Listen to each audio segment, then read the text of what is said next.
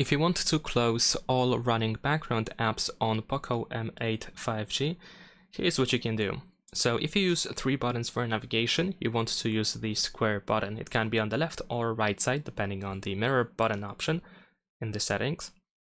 But if you tap over here, you can open the list of all apps that are running in the background.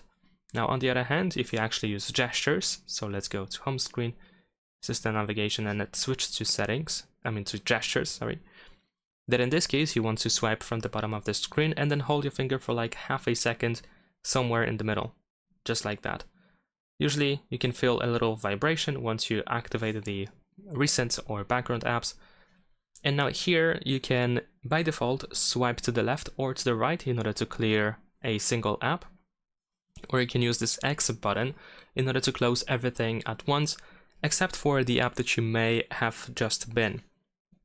Now, besides that, if you actually go to the home screen settings, if you open settings and then you go to the home screen, over here we have arrange items in recents, so you can switch from this vertical view to the horizontal view.